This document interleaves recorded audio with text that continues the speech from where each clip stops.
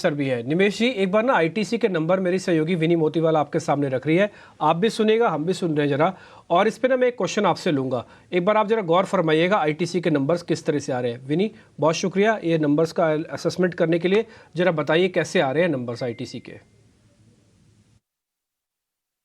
तो बिल्कुल आईटीसी के जो नंबर्स है, एक्सपेक्टेशन ये था म्यूटेड ही है, ऐसा कुछ एक्सपेक्टेड नहीं है कि शार्प ग्रोथ दिखेगी। 2% की 2-3% की रेवेन्यू ग्रोथ एक्सपेक्टेड है। प्रॉफिट ग्रोथ है वो अराउंड म्यूटेड रहेगी, ऑलमोस्ट फ्लैटिश रहेगा। प्रॉफिट्स 0.8% ग्रोथ एक्सपेक्टेड है, वाइल मार्जिन में कंट्रैक्शन एक्सपेक्टेड है क्योंकि रॉ मटेरियल प्राइसेस अभी भी इम्पैक्ट कर रहे हैं मार्जिन को। तो एबिटा मार्जिन में एक्सपेक्टेड है 37.7% ग्रोथ होगी वर्सेस 38.4% एबिटा मार्जिन तो था। तो यस, थोड़ी कंट्रैक्शन एक्सपेक्टेड है एबिटा मार्जिन में this time around. Cigarette volume यहाँ पे 2% की सिगरेट वॉल्यूम ग्रोथ एक्सपेक्टेड है। नाउ सेगमेंट वाइज बात करें तो एफएमसीजी बिजनेस में एक्सपेक्टेड है हाई सिंगल डिजिट ग्रोथ दिखेगी। फूड कैटेगरी अच्छी करेगी वर्सेस बीपीसी कैटेगरी जो ब्यूटी पर्सनल केयर कैटेगरी है। उसके अलावा होटल्स में अच्छी परफॉर्मेंस एक्सपेक्टेड है, और एग्री बिजनेस पेपर बिजनेस में ये टाइम भी प्रेशर एक्सपेक्टेड है और डिक्लाइन एक्सपेक्टेड है इनके रेवेन्यू ग्रोथ में भी।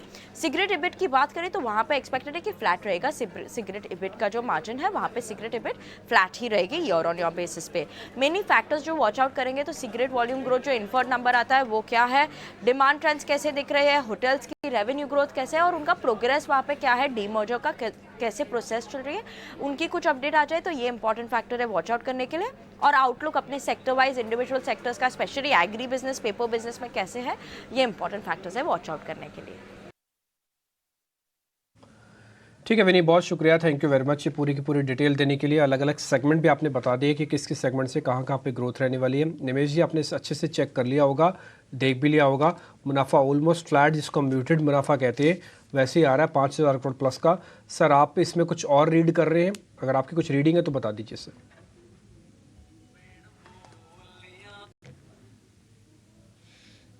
हम लोगों ने देखा था कि एक म्यूटेड परफॉर्मेंस था सेम मार्केट को। इस बार अच्छी बात यह है कि आईटीसी से ज्यादा एक्सपेक्टेशन नहीं है।